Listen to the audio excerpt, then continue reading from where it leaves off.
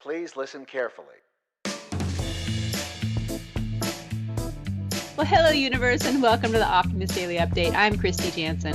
And I'm Summers McKay. And we're part of the team behind the Optimist Daily, making solutions the news. We bring you reader-funded solutions news every day in order to change the tenor of news media, social media, and the direction of your day to help you focus on solutions. 7 days a week, we publish positive news stories written by award-winning journalists and delivered online to your inbox and through our social channels. And now we are sharing these solutions in a commute-worthy, walk-worthy, home office-worthy, I am wearing a unicorn onesie-worthy podcast. Today is Friday, the 12th of February, 2021. Hello, Kristy. I can't believe you told the world that you're wearing a onesie. A unicorn onesie. I am literally taking a selfie right now, holding my Optimist Daily mug in front of the microphone to post on my Instagram. Well, this shows you that it's always a good idea to put a little humor in your workday, right? Mm-hmm, exactly. As you know, and everyone listening probably has figured out, I am amidst tons of packing boxes, and my closet was attacked this morning. We have those wardrobe boxes. My husband made a joke about that one wardrobe box. They, when they measure for packing, they're like, one wardrobe box per closet. He's like, so I got you 3. And, I do have a lot of really fun stuff. I have these great ball gowns from a different time in my life when I regularly went to big fancy parties, and they're all beautiful and they're handmade and, they're vintage, and I just don't want to get rid of them. So that was a box. And then there was like the costume section, and that's where the unicorn onesie came from. But I will say my daughter delighted in the fact that I was running around as a unicorn today because she kept calling me Mama Uni, Mama Uni. So I was dressed up my jam. For one of my kids' birthdays, I dressed up as Dora the Explorer. It was actually for a niece's birthday, and it freaked her out so badly that I was dressed up as this cartoon character. It was not a good birthday party for a 4-year-old. That, costumes can be either terrifying or delightful depending on execution. Speaking of costumes and childhood characters, this is actually an artful segue to my story, so just hang on. We've been watching Mary Poppins, and Julie Andrews is like a super fave of mine. I sing all Julie Andrews songs all the time. And my daughter is not yet fully into Mary Poppins, but I like it because it's not a love story, and it's got all these like great sort of lessons in it, and it's fun to watch, and she likes the songs. And we also sing Do Re Mi a lot. And so I tried to put on Sound of Music, and she just has zero interest in Sound of Music.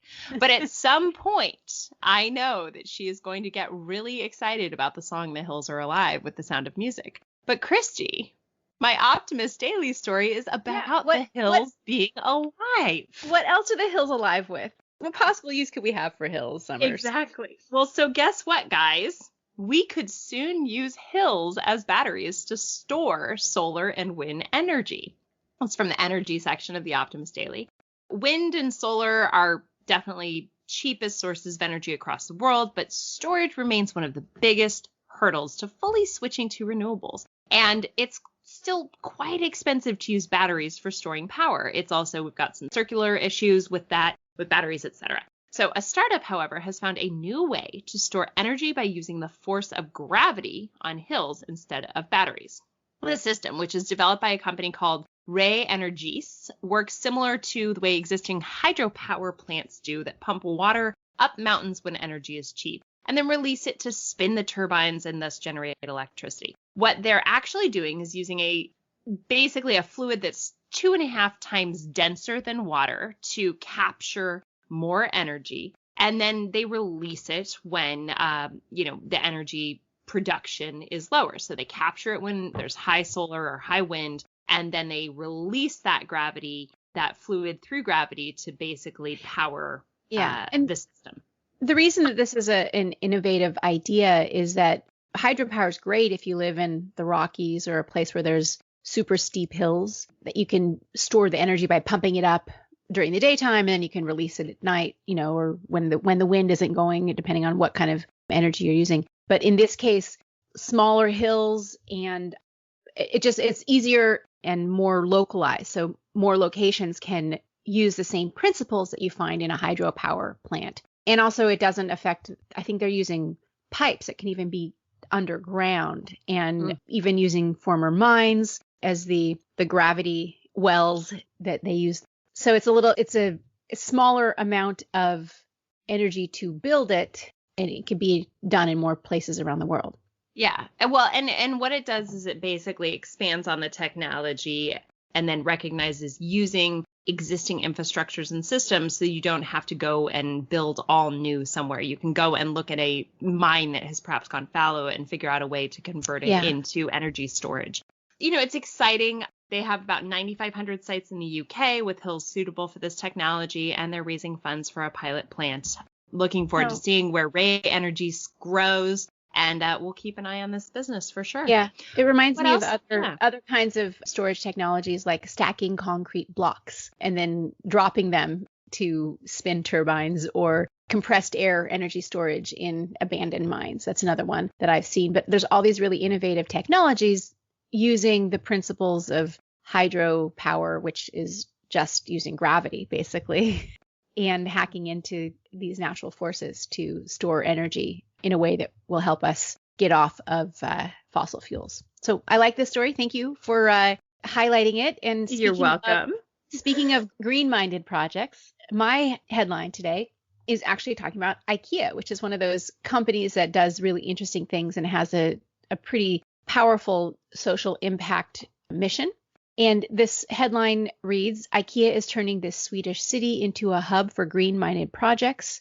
We write about Ikea quite a bit on the Optimist Daily. For better or worse, it's definitely one of our favorite greener. Yeah, we are definitely groupies, right? We are definitely IKEA groupies. Actually, we have a staff member whose family actually chose his name based on a product at Ikea many years ago. We will not reveal that staff member's name, but Ikea is like basically in the construction of the Optimist Daily. Right.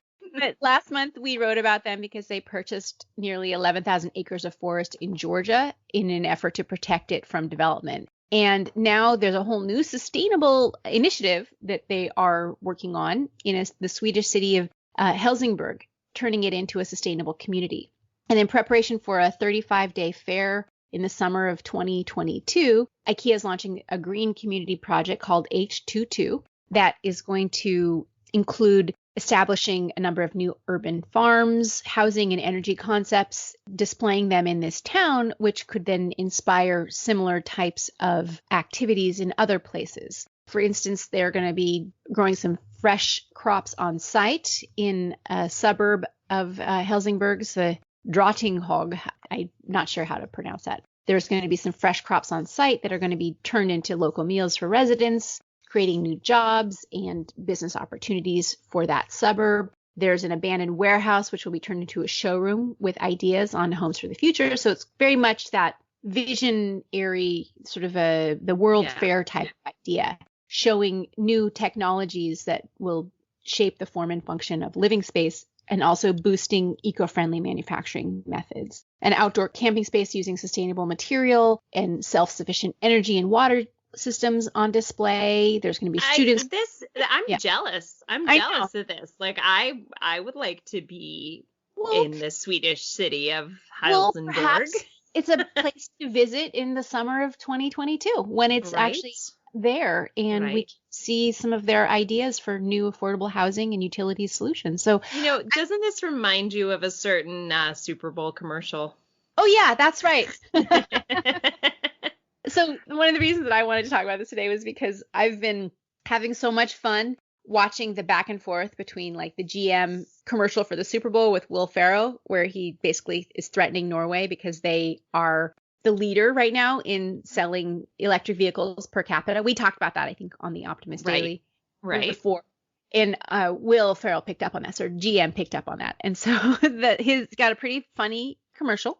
And Norway, the country, or some people in Norway did some pretty funny responses about sort of sorry, not sorry. That's one of the YouTube responses I've seen, talking about all the other things in Norway, but also Scandinavia. In the commercial, Will Ferrell ends up in Sweden, and that was pretty cute. He's like, oh, this is adorable.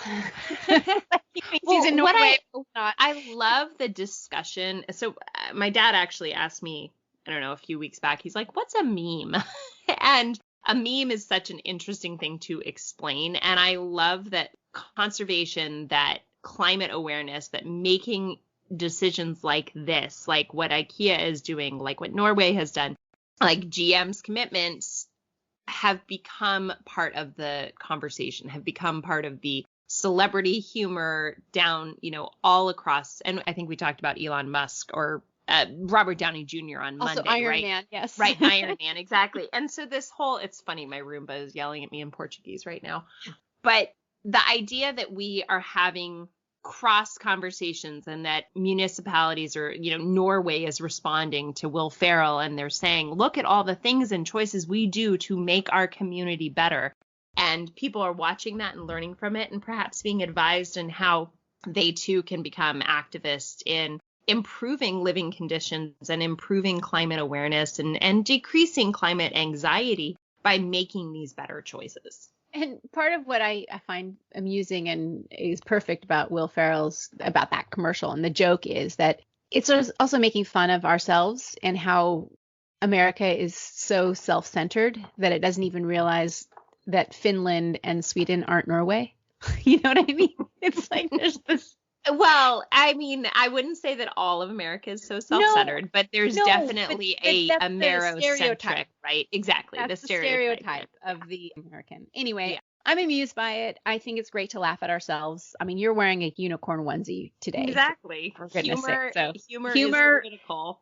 It's what we need. We need humor to stay sane. Well, speaking of humor, we've got some other great headlines on the Optimist Daily today. Something that we talk about a lot is imposter syndrome and imposter phenomenon. And Kristy and I, as leaders in media, and just as leaders, as two women, chief level executives at a publishing company, their imposter syndrome shows up a lot in the experience. And our writers picked up on that and shared a fantastic story called Feeling Like a Fraud, 5 Strategies to Manage Imposter Syndrome. And the unicorn onesie, I think, must be in there as a management. But one of them is finding humor, right? Name it, find humor about it, ask for help, take a break, and move on. We have a Thought Leader series, Reflections on Optimism, from an emissary. If you missed out hearing the beautiful quote from one of our emissaries that was sent to us, please check that out on our Thought Leader series today. Future of work. Salesforce declares the end of the 9-to-5 workday. I can see that being something of the future for sure. What else do we have, Kristy? Well, speaking of other ways to uplift the spirit, music. Our lead story today is about a forgotten conch shell that's been in a museum for many years, but it's been identified as a wind instrument. It's the oldest known wind instrument. It's a conch shell from 17,000 years ago.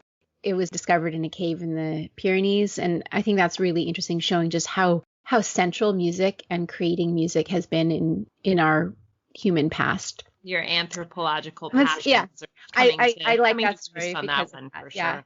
Loofah is a company using tech skills to scale up urban farming, and that's in Montreal. That's a really interesting story, again, about repurposing current real estate for different uses that I find interesting.